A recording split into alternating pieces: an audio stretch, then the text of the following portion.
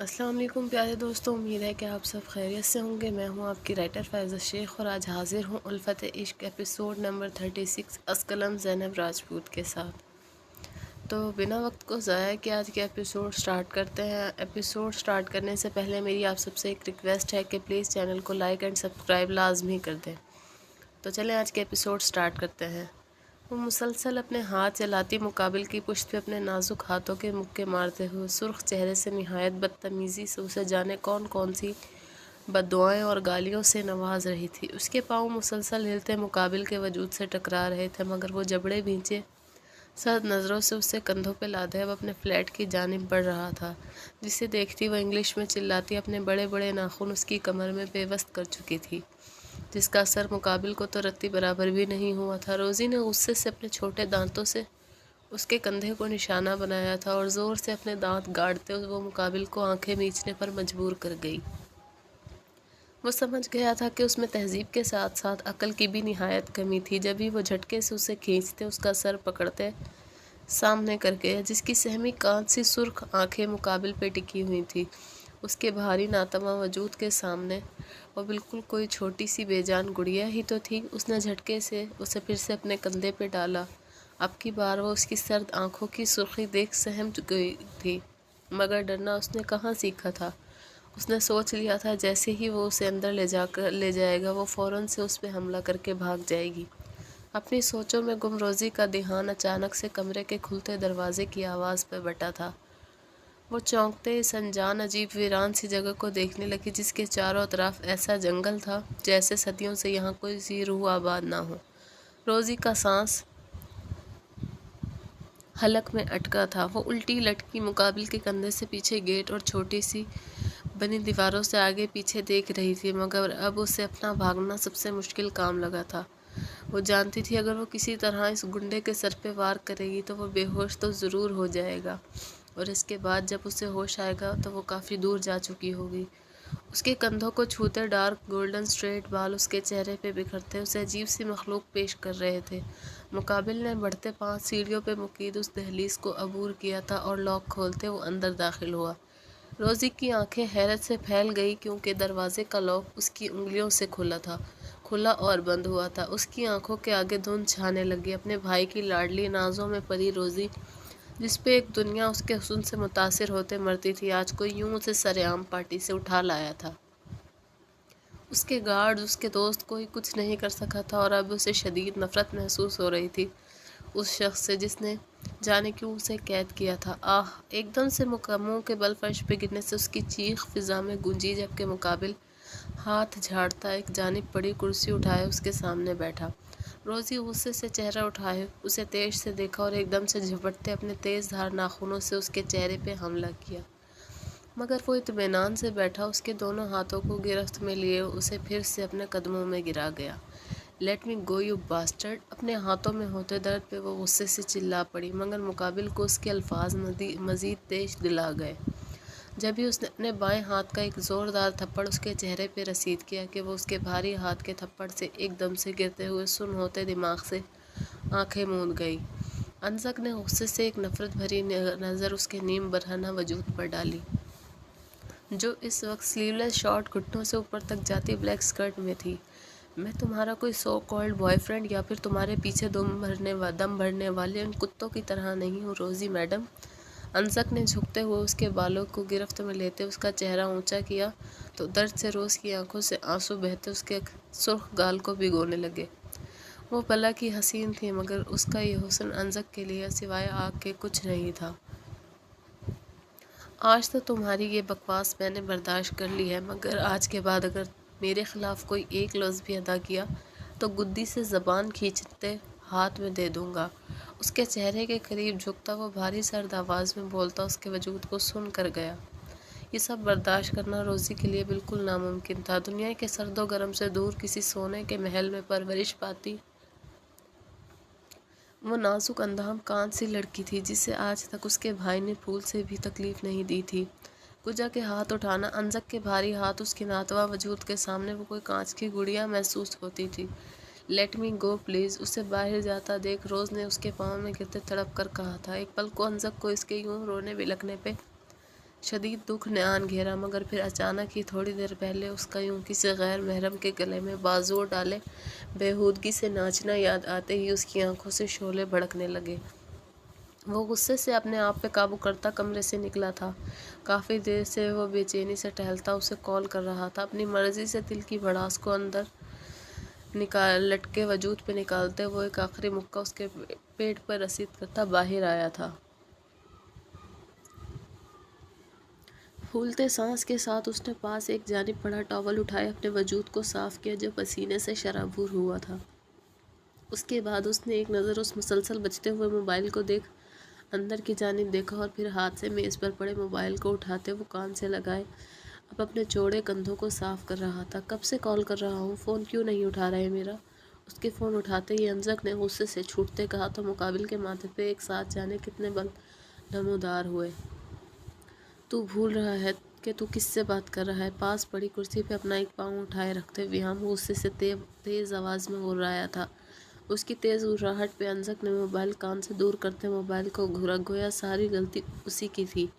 آپ کے کہنے پہ اس HAR کی بہن کو اٹھا لایا ہوں میں، اب آگے کیا کرنا ہے؟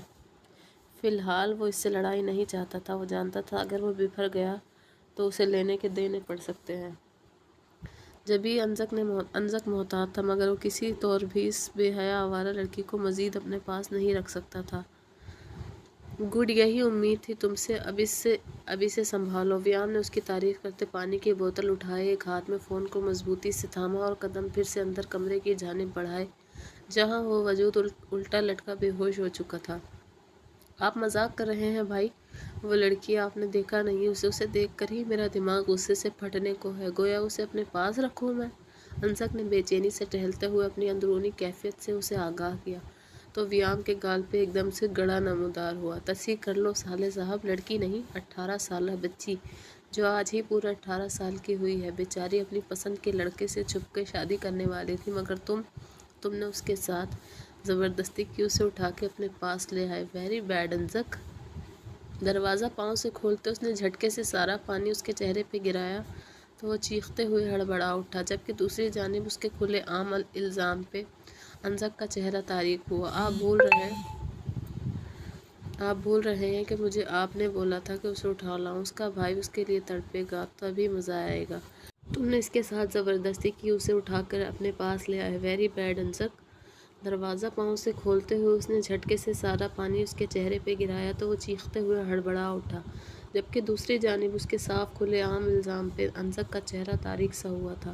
آپ بھول رہے ہیں کہ مجھے آپ نے ہی بولا تھا کہ اسے اٹھا لاؤں میں، اس کا بھائی اس کے لیے تڑپے گا تو ہی مزہ آئے گا۔ یاد آیا آپ کو؟ پیچھے سے آتی دلدوز چیخوں کو نظر انداز کرتے انزک نے دانت کچکچاتے ہوئے غصے پہ کنٹرول کرتے دونوں ہاتھوں کو مٹھیوں کو بھینچا۔ مگر میں ایک اسپیشل فورس آفیسر ہوں، مجھے بھلا تمہاری کیا ضرورت؟ میں نے تم سے ایسا کہا، اس کا کوئی ثبوت ہے تمہارے پاس؟ ویام نے گہری مسکراہٹ سے مقابل کے بالوں کو جھٹکے سے مٹھیوں میں جکڑا اور کھینچتے ہوئے اس کا چہرہ اوپر کیا۔ وہ درد سے تڑپ اٹھا، آنکھوں کے آگے سر سے خون بہتے اس کی تکلیف میں اضافہ کرنے لگا تھا۔ یہ سب اچھا نہیں کر رہے آپ، اس نے جھنجھلاتے ہوئے غصے سے کہا اور فون آف کر دیا، جبکہ ویام انجان بنتے موبائل فون کو دیکھ کندھے اچکا گیا۔ سنیے پلیز، کیا آپ مجھے بتا سکتے ہیں کہ یہاں پر کوئی قریبی ہوٹل ہے؟ شام کے ڈھلتے سائے میں وہ کافی پریشان سی اپنے پاس سے گزرتی ایک خاتون سے مخاطب ہوئی جس نے رکتے سر تا پاؤں ہرمین کو دیکھا۔ یہاں سے سیدھے جائیں تو آدھے گھنٹے کی مسافت پر ایک چھوٹا سا ہوٹل ہے، مگر آپ کیوں پوچھ رہی ہیں؟ خاتون نے اس کے پریشان چہرے کو دیکھ نرمی سے پوچھا۔ دراصل آنٹی میری دوست مجھے کہہ کر گئی تھی کہ وہ پاس ہی ایک ہوٹل میں جا رہی ہے، جلد مجھے لینے آئے گی، مگر دن سے رات ہونے کو ہے وہ نہیں آئی ابھی تک۔ ہرمین نے بے چینی سے اسکول کے بند گیٹ کی جانب دیکھتے انہیں بتایا تو وہ خاتون بھی سوچ میں مبتلا ہوئی۔ ماریا اور وہ دونوں صبح ہی سے گھر سے نکل آئی تھیں، مگر دن کے وقت ماریا نے اسے اپنے بھائی کی آمد کا بتایا اور ساتھ اسے بھی چلنے کا کہا تھا۔ ہرمین نے اپنی طبیعت کے تحت اسے سکون سے انکار کر دیا، جس پہ وہ جلد ہی اسے واپس لینے کا کہتی ہوٹل کے لیے نکلی تھی۔ پورا دن ان بچوں کے ساتھ مگن اور خوشی میں ماریا کے جانے کا اور اپنے اکیلے ہونے کا بھی بھول چکی تھی، مگر جب دن کے 2 بجے اسکول بند ہونے کا وقت آیا تو ہرمین کے ہاتھ پاؤں پھول گئے۔ بمشکل منت سماجت کر کے اس نے اسکول کی پرنسپل سے وہاں کچھ دیر رہنے کی اجازت مانگ لی تھی۔ प्रिंसिपल से वहाँ कुछ देर रहने की इजाज़त मांग ली थी, मगर काफ़ी देर इंतज़ार के बाद भी मारिया के ना आने पर प्रिंसिपल ने इससे माजरत करते अपने वापस घर जाने का कहा, जिस पे एक साथ जाने कितने ही आंसू उसकी गहरी काली आंखों में अंदर आए थे। वो तो जल्दी में फ़ोन भी नहीं ला सकी थी और अब उसे खौफ महसूस हो रहा था। दिल जैसे उस अंधेरे में फैलने से बंद हो रहा था। हर सू फैलते गहरे तारीक साये को देख उसका दिल मजीद सहम गया था। जब भी उसने पास से गुजरती उस खातून से मदद मांगी, आंटी क्या आप मुझे वहाँ तक छोड़ देंगी? हरमैन ने उन्हें जाता देख सहमते उनका हाथ थामा था। बेटा माजरत, मगर मेरी बात सुने, मेरा घर यहीं करीब है, मैं यूँ कहीं नहीं जा सकती। अगर आप मेरे साथ जाना चाहो तो आप आ सकती हो। खातून ने उसकी सहमी मासूम सूरत को देखते हुए कहा, मगर हरमैन कैसे किसी अनजान के साथ उनके घर चली जाती? जब भी उसने इनकार कर दिया, नहीं आपका बेहद शुक्रिया, मैं खुद चली जाती हूँ। हरमैन ने फ़ौरन से इनकार करते हुए कहा था, आपकी मर्ज़ी। वो ठंडी सांस खींचते हुए बोली थी, जबकि इनके जाने के बाद वो अकेली उस सुनसान सड़क पे खड़ी अपने आंसुओं को हाथ से रगड़ने लगी। मान कुछ देर पैदल चलने के बाद उसे यूँ महसूस हुआ कि उसके पीछे कोई चल रहा था। हरमैन ने खौफ से धड़कते दिल से कदम रोकते पीछे देखना चाहा था। दिल बुरी तरह से कांपने लगा। एकदम से खुद पे जब्त करते वो गर्दन घुमाए देखने लगी। पीछे ही चंद कदमों के फासले पे कुछ लड़के हाथ में सिगरेट पकड़े एक दूसरे से बातों में मगन थे। हरमैन की झील सी आंखों में सुर्खी दर आई। जब ही अपने दोनों हाथों को मुट्ठियों को पेवस्त किए वो तेज तेज कदम उठाते आगे बढ़ने लगी। अपने पीछे ही इसे कदमों की चाप महसूस हो रही थी। हरमैन का दिल खौफ और वहशत से बुरी तरह लरज़ रहा था, जबकि पूरा वजूद कपकपाहट का शिकार था। वो तेज़ी से आगे बढ़ने लगी, मगर उसके कदमों की तेज़ होती रफ्तार को भांपते अब की बार उन लड़कों ने उसके पीछे ही दौड़ लगाई थी। वो हाथ पैंट की पॉकेट में डाले अंधेरे में खड़ा अपने सामने से हिरासा भागते हुए आते उस वजूद को सरता पाँव गहरी नज़रों से घूर रहा था, जिसका हिजाब में लिपटा रोशन पुर नूर खौफ से सफ़ेद पड़ती रंगत। उसकी नज़रें उसके सफ़ेद छोटे से मोमी हाथों को देखने लगी। उसकी नीली सुर्ख होती आंखें अपने सामने उस वजूद को पाते नफरत से जैसे उबलते बाहर आने को थी। काउंसलिंग की वजह से ली जाने वाली फुल ट्रेनिंग की वजह से वो खुद पे कंट्रोल कर रहा था, मगर अचानक से नीम रोशनी में रात के इस पहर वो वजूद एकदम से उसके साथ टकराया था। इसके नाजुक वजूद के लम्स को पाते ही उसका दिल में नफरत के आग के शोले भड़क उठे थे। वो हाथ बढ़ाते उसे नफरत में खुद से दूर करने लगा, जैसे कोई अछूत हो, मगर अगले ही लम्हे वो खुद से ही उसे छोड़ते एकदम से पीछे होते खड़ी हुई थी। Please save me. उसकी सुर्ख रंगत बारीक होंठ फड़फड़ाए थे, जबकि गहरी काली आंखों में खौफ और वहशत का एक जहां आबाद था। उसकी नमी समोई भीगी पलकों को देखते वो खौफत ज़दा सा रुख मोड़ते वहाँ से जाने लगा कि अचानक से उसके कदम थमे थे। जब कमर पर से उसे अपने होठ किसी की हाथों की गिरफ्त में महसूस हुई। वो धड़कते दिल से रुका था। सख्त सर्दी के मौसम में भी उसके हाथों की हथेलियाँ गर्म होने लगी। उसे जाना था यहाँ से। इन लड़कों की दरिंदगी का निशाना बनते हुए पूरी तरह से बर्बाद हो जाएगी, जिसके साथ ही वरियाम काज़मी भी तबाह व बर्बाद हो जाता। मगर जाने क्यों वो मंजुमद सा हो गया था। Leave me. एक अजीब सा एहसास उसके अंदर सरायत करने लगा। अपनी 26 साल ज़िंदगी में कहाँ सोचा था उसने कि अपनी नफ़रत के बावजूद वजूद के सामने पाते वह यूँ पहली बात इस तरह अपने मुंह से निकालेगा। ओहो, यहाँ पर तो हीरो पहले से मौजूद है। वो जो अपनी हुड पर से उसके हाथों को हटाने की कोशिश में था कि अचानक से घेरे की सूरत में अपने आगे पीछे खड़े लड़कों की बात और कहकों को सुनते वो दांत पीसते आंखें मूंद गया। Please save me mom dad, please save me. वो रोते हुए बुरी तरह से इन लड़कों को अपनी जानिब आता देख अपने माँ बाप को याद कर रही थी। वो इस लम्हे पे पछता रही थी जब उसने ये फैसला लिया था। वो क्यों अपने घर अपने मॉम डैड को छोड़ते हुए यहाँ आई थी, जहाँ कोई इसका अपना नहीं था। चलो, यहाँ से कोई नहीं आने वाला तुम्हें बचाने, माई ब्यूटीफुल लेडी। एक लड़का खबासत से दांत निकालते आगे बढ़ा था, मगर इससे पहले कि वो इसकी कलाई को थामता, अचानक से उसकी दर्द से चीख फिजा में गूंजी थी कि उस दिल दहलाने वाली चीख पे वो सब हड़बड़ा गए, जबकि मुकाबिल अपनी कहर बरसाती आंखों से सबकी जानिब देखते एकदम से उसे झटके से खींच गया कि वो कमज़ोर सा लड़का लड़खड़ाते हुए उसकी चौड़ी पुश्त से टकरा गया। जबकि एल की नज़रें अपने सामने खौफ से आंखें फैलाए खड़ी उस लड़की पे थी जिसे देखने की तलब बचपन से ही उसके खून में दौड़ती हुई नफरत के साथ परवान चढ़ी थी। अपनी नीली आंखें मुसलसल इसकी गहरी काली आंखों में गाड़े हुए उठाते उस लड़के को धड़ाम से पटक गया कि उस लड़के की चीखों के साथ ही मुंह से उबलते खून को देखते बाकी के पांचों ने डरते कदम पीछे लिए थे। جبکہ وہ جو اس سے مدد لینے آئی تھی اس کی جارحانہ حرکت پہ وہ ایک دم سے نیلی پڑی تھی۔ اس کی سفید رنگ نیلا پڑنے لگا۔ وہ سر کو زور سے نفی میں ہلاتے بھاگنے کو تھی کہ اچانک سے اس کی آنکھوں کے سامنے اندھیرا سا چھا گیا، مگر گرنے سے پہلے ہی وہ خود کو کسی کی جھلسا دینے والی پرتپش گرفت میں محسوس کر سکتی تھی۔ اس نازک موم کے جیسے وجود کو باہوں میں بھرے وہ کرفت کا شکار ہوا تھا۔ اچانک سے ڈینی دوڑتا ہوا اس کے سامنے آیا تھا اور ہاتھ پھیلائے اس لڑکی کو خود کو سونپنے کا بولا، مگر ایلس پہ ایک کاٹ دار سرد نظر ڈالتے ہی اسے لیے وہاں سے آگے بڑھا تھا۔ اس کے ہاتھ کھلے منہ سے نکلتی گرم سانسیں ایل کے سینے سے ٹکرا رہی تھی، مگر وہ یوں ہی بے تاثر چہرہ لیے چلتا اپنے فلیٹ کی سیڑھیاں چڑھتے آگے بڑھا تھا۔ وہ پاؤں سے دروازہ کھولتے اندر داخل ہوا تھا اور اسے لیے اپنے روم میں داخل ہوتے وہ اپنے بیڈ کو ایک نظر دیکھتا اپنی باہوں میں بھرے اس وجود کو دیکھنے لگا۔ اس کے ڈیڈ اور موم نے اسے ہوش سنبھالتے ہی لاکھوں حسین چہرے دکھائے تھے۔ اس کی فزیکلی مکمل طور پر تیاری کی گئی تھی، مگر اپنی باہوں میں موجود یہ وجود اسے جانے کیوں مگر کچھ الگ سا لگا تھا، معصوم، سارے عیبوں سے پاک۔ وہ سر جھٹکتے آخری سوچ پہ باندھے آگے بڑھا اور اسے بیڈ پر ڈالا۔ حجاب کے ہالے میں لپٹا وہ روشن چمکتا چہرہ اوپر سے فضا میں بکھرتی اس نازک وجود کی دل فریب خوشبو، اس کے حواس جھنجھلا اٹھے تھے، مگر وہ ایل تھا، اپنی سوچ، اپنے دماغ، حتیٰ کہ اپنے دل پہ بھی قابو رکھنے والا شخص۔ چیئر گھسیٹتے وہ اس کے سامنے ہی بیڈ کے پاس بیٹھا تھا۔ ہیلو، پلان چینج ہو گیا ہے، اب ایک نیا پلان ہوگا جس کا ماسٹر مائنڈ بھی میں خود ہوں گا اور کھلاڑی بھی میں خود۔ اب یہ لڑکی اپنے باپ کے سامنے جائے گی، مگر بالکل ایک الگ انداز سے۔ جس کی ہنسی کھلکھلاہٹ پہ وہ مرتا ہے، اب اس کی اجڑی حالت، ویران دہشت زدہ سی آنکھیں اس کے مرنے کی وجہ ہوں گی۔ وہ ایک نظر اپنے سامنے لیٹے ہوئے اس نازک وجود کو دیکھتے نفرت سے بولا تھا۔ وہ ایک نظر اپنے سامنے لیٹے ہوئے اس نازک وجود کو دیکھتے نفرت سے سوچتے ہوئے بولا تھا، جبکہ دل کے کسی کونے میں جانا کیوں اسے تکلیف سی ہوئی تھی۔ کیا وہ اسے تکلیف پہنچا پائے گا؟ کیا آسان تھا یہ سب؟ یہ جنگ چھڑ چکی تھی اور وہ جانتا تھا کہ آج نہیں تو کل وہ اپنے عزائم میں کامیاب ہو جائے گا، اس کی نفرت جیت جائے گی۔ مگر کیا وہ خوش تھا ان سب سے؟ دل و دماغ کی جنگ پہ وہ کوفت زدہ سا جھنجھلاتے ہوئے اٹھا کہ اچانک سے اپنا ہاتھ کسی نرم و ملائم ہاتھ کے چھوٹے سے لمس میں پاتے وہ جیسے بے جان سا ہوا تھا۔ وہ گردن گھمائے اسے دیکھنے لگا،